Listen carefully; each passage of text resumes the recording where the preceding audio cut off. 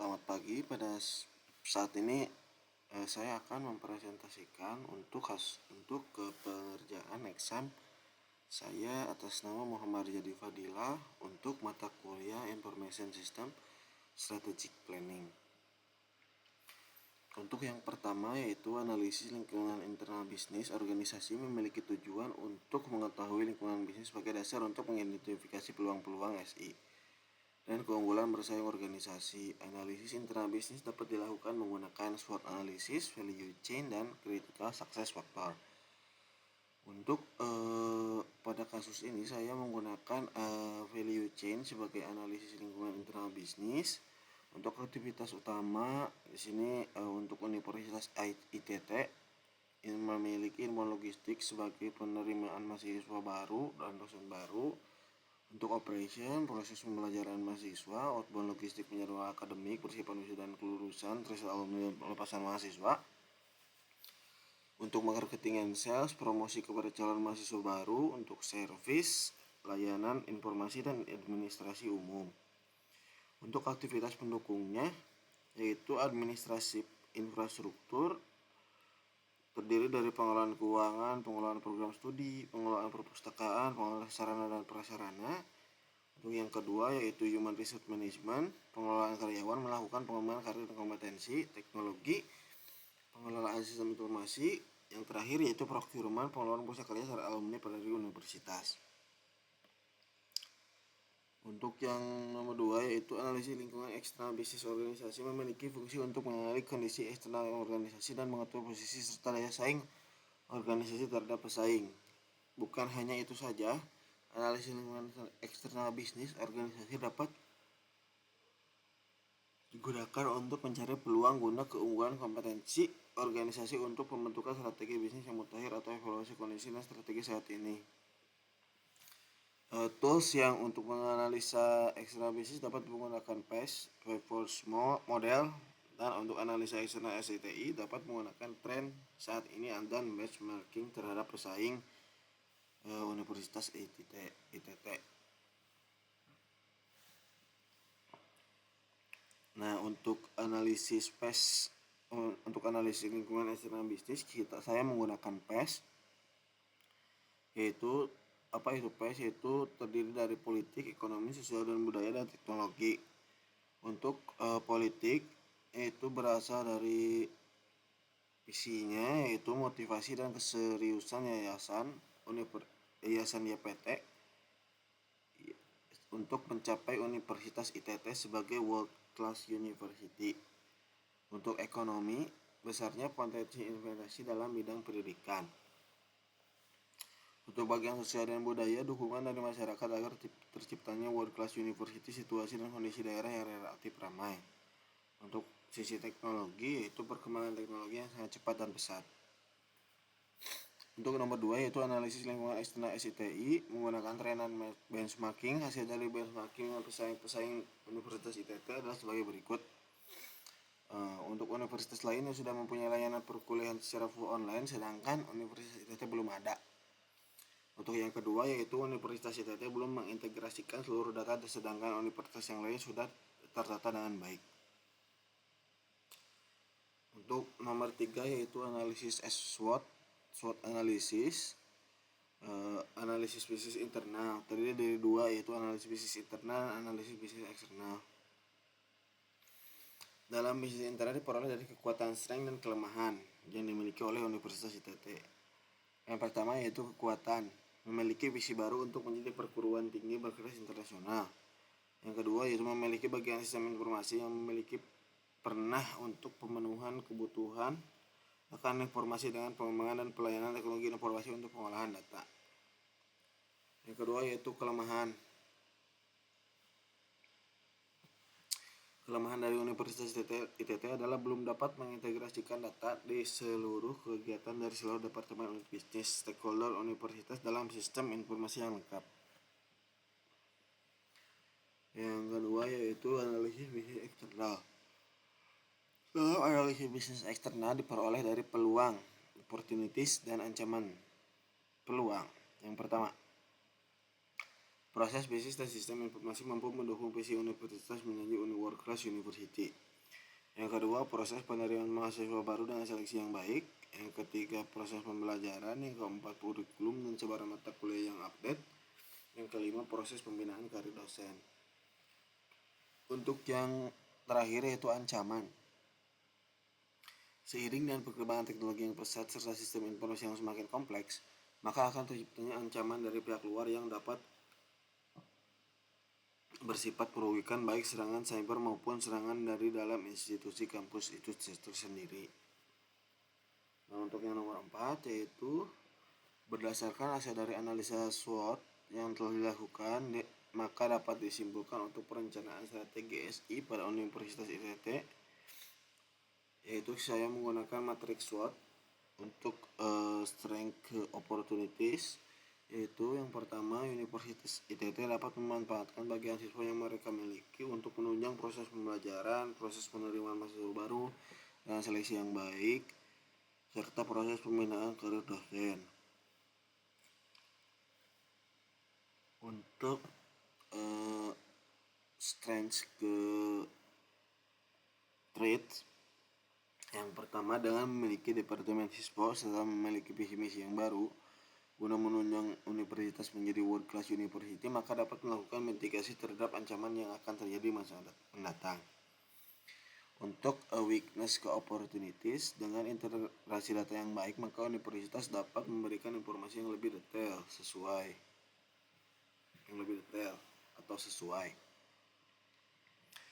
Untuk weakness ke traits, yaitu universitas harus melakukan audit secara teratur guna mencegah hal-hal yang tidak diinginkan terjadi.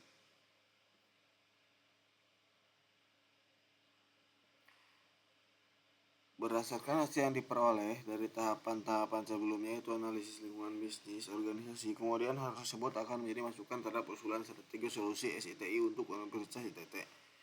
Kemudian aplikasi tersebut akan dipetakan sesuai dengan fungsinya masing-masing menggunakan matriks McFarland Strategic Grid untuk mengetahui prioritas aplikasi yang akan diterapkan pada universitas itu pada masa mendatang. Untuk matrik McFarland Grid, yang pertama ada empat yaitu strategic, high potential, key operational, dan juga support. Untuk bagian strategik yaitu sistem informasi dosen dan karyawan. Untuk sisi high potential yaitu LMS untuk perkuliahan full online. Yang ketiga yaitu key operational, proses pembelajaran, penerimaan mahasiswa baru, dan layanan informasi. Platform promosi terhadap mahasiswa baru itu termasuk ke dalam support. Untuk berdasarkan materi atas dapat disimpulkan untuk proses pengerjaan tersebut dapat dimulai dari key operational, strategic, high potential, dan juga yang terakhir yaitu support. Untuk nomor 5, strategi TI akan membahas tentang teknologi informasi yang akan berubah dan apa yang menyebabkan perubahan tersebut terjadi. Seperti yang diketahui, Universitas ITT mempunyai bagian sistem informasi tetapi masih belum menciptakan proses bisnis yang efisien dan efektif. Nah, salah satu usulan yang diusulkan akan menyebabkan universitas ITT dapat mengurangi biaya dan lebih efektif. Salah satu usulan tersebut yaitu pemanfaatan dump terminal. Teknologi tersebut memungkinkan universitas yang tadinya menggunakan 10-20 PC. Apabila menggunakan pemanfaatan teknologi tersebut, maka cukup dengan satu buah CPU saja. Hal tersebut tentu dapat menghemat biaya pembelian PC untuk menunjang proses bisnisnya Universitas ITT. Nomor 6, yaitu dengan kondisi Universitas ITT di mana memiliki bagian siswa yang belum digunakan secara efektif dan efisien. Pada level strategi AS, peran enterprise arsitektur dapat membantu dalam merancang dan mengelola sistem informasi yang bertugas dan untuk mendukung proses bisnis yang ada di Universitas ITT. Hal tersebut termasuk ke dalam integrasi antar sistem, pengelolaan data yang baik, serta keamanan informasi yang lebih terjaga. Untuk nomor 7, TOGAF. Nah, TOGAF ini adalah satu framework yang terdiri dari rincian metode dan sekumpulan tools untuk mengembangkan arsitektur enterprise. Framework TOGAF mendefinisikan enterprise sebagai sekumpulan organisasi yang memiliki sekumpulan tujuan. Nah, TOGAF ADM memiliki beberapa fase, yaitu yang pertama fase preliminary, fase architecture vision, business architecture, Information System, Technology Architecture, Opportunities and Solution, Migration Planning, Implementation Governance, dan yang terakhir yaitu Architecture Change Management. Untuk pengembangan SI pada Universitas ITT mengikuti fase pertama, yaitu pada tahapan preliminary. Fase ini menggambarkan ruang lingkup dan kondisi existing yang terdapat pada Universitas ITT. Universitas ITT merupakan transformasi dari Sekolah Tinggi Teknologi menjadi Universitas ITT. Berada di bawah Yayasan ITT, Universitas ITT merencanakan pembangunan IS atau IT dalam rangka melakukan transformasi digital dalam rangka mempersiapkan peningkatan level menjadi world-class university. Dalam rangka menghadapi persaingan universitas yang sangat ketat, pihak manajemen menyiapkan berbagai bisnis proses sistem informasi yang mencakup struktur data dan sistem aplikasi, jaringan komputer dan infrastruktur dan berupaya menyelaraskan dengan visi universitas. Permasalahan utama dari Universitas ITT adalah belum dapat mengintegrasikan data dari seluruh kegiatan dari seluruh departemen unit bisnis dan berupaya menyelaraskan dengan sistem unit bisnis stakeholder universitas dalam sistem informasi yang lengkap. Nah, berdasarkan value chain yang ada pada tabel 1, kita dapat mengetahui aktivitas utama dan aktivitas pendukung dari Universitas ITT. Nah, aktivitas utama terdiri dari penerimaan mahasiswa baru, proses pembelajaran mahasiswa, tracer alumni atau pelepasan mahasiswa dan pelepasan mahasiswa. Ya, yang keempat yaitu promosi, yang kelima yaitu layanan informasi. Untuk aktivitas pendukung terdiri dari administrative structure, human resource management, teknologi, dan procurement. Untuk yang kedua yaitu fase architecture vision.